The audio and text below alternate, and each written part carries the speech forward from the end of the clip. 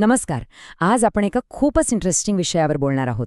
म्हणजे आपण जन्मापासून मोठे कसे होतो, आपलं व्यक्तिमत्व म्हणजे आपली ओळख कशी तयार होते, हे सगळं आज आपण एकदम सोप्या भाषेत समजून घेऊया. चला तर मग सुरुवात करूया.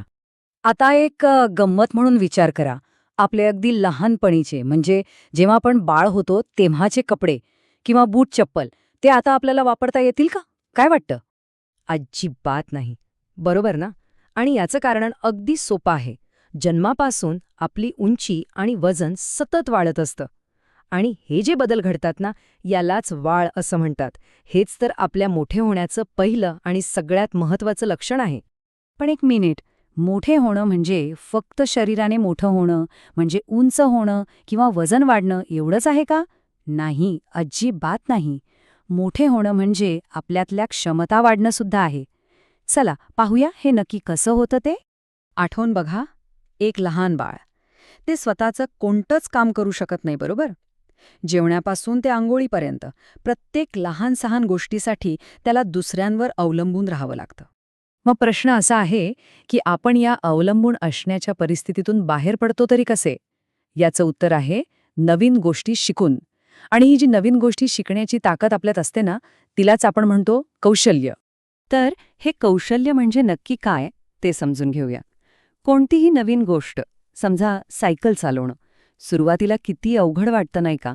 पण आपण प्रयत्न करतो, सराव करतो आणि मग हळूहळू तीच गोष्ट आपल्याला न चुकता अगदी सहजपणे जमू लागते. यालाच म्हणतात कौशल्य मिळवणं. आणि गंमत म्हणजे कोणतंही कौशल्य मिळवण्याच्या काही सोप्या पायऱ्या आहेत. पहिली पायरी निरीक्षण करणे म्हणजे दुसऱ्यांना बघून शिकणे. दुसरी पायरी स्वतः प्रयत्न करणे. तिसरी आणि खूप महत्वाची पायरी सराव करणे. आणि मग चौथी पायरी कौशल्य आपलंसं होतं. अगदी बरोबर. बघा ना, सुरुवातीला रांगणारं बाळ हळूहळू चालायला शिकतं, मग धावायला शिकतं, खेळायला शिकतं. ते जसं जसं नवीन गोष्टी शिकतं तसतशी त्याची काम करण्याची क्षमता म्हणजे त्याची कार्यक्षमता वाढतच जाते. आणि ही सगळी कौशल्य आपल्याला एका खूप महत्वाच्या गोष्टीकडे घेऊन जातात. ती म्हणजे स्वातंत्र्य. हो, स्वतःची कामं स्वतः करण्याचं स्वातंत्र्य.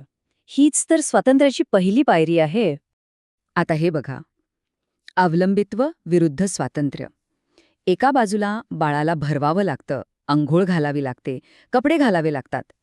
तर दुसऱ्या बाजूला कौशल्य शिकल्यावर तेच बाळ स्वतःच्या हाताने जेवतं, स्वतः अंघोळ करतं, स्वतः कपडे घालतं.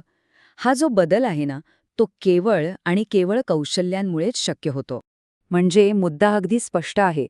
आपण जितकी जास्त कौशल्य आत्मसात करू, मग ते पोहणं असो, सायकल चालवणं असो किंवा घरच्यांना मदत करणं असो, तितकं आपलं दुसऱ्यांवर अवलंबून राहणं कमी होतं. आपण अधिक स्वतंत्र, अधिक स्वावलंबी बनतो. बरं, आता जरा विषय बदलूया. असं कधी झालंय का की कोणीतरी म्हटलंय, अरे वा, अगदी बाबांसारखा दिसतोस, किंवा डोळे तर पूर्णपणे आईवर गेले आहेत. असं का होतं? याच्या मागे खूप इंटरेस्टिंग शास्त्रीय कारण दडलेलं आहे. आणि या कारणालाच म्हणतात आनुवंशिकता. म्हणजे काय? तर आपल्यातले अनेक शारीरिक गुण, आपल्या लकवी, ह्या आपल्या आईवडिलांकडून किंवा कुटुंबातल्या इतर लोकांकडून आपल्यामध्ये येतात. उदाहरणार्थ, आपलं दिसणं, आपली अंगकाठी म्हणजे शरीराची ठेवण, आपली उंची, केसांचा रंग यासारखी अनेक लक्षणं आपल्याला आपल्या कुटुंबातूनच मिळतात. हेच आहे आनुवंशिकतेचं रहस्य. पण इथे एक खूप महत्वाची गोष्ट लक्षात ठेवायला हवी. जरी आपण आपल्या कुटुंबासारखे दिसत असलो, तरी प्रत्येक माणूस हा वेगळा असतो. प्रत्येक व्यक्तीचं स्वतःचं एक वैशिष्ट्यपूर्ण आणि स्वतंत्र व्यक्तिमत्व असतं.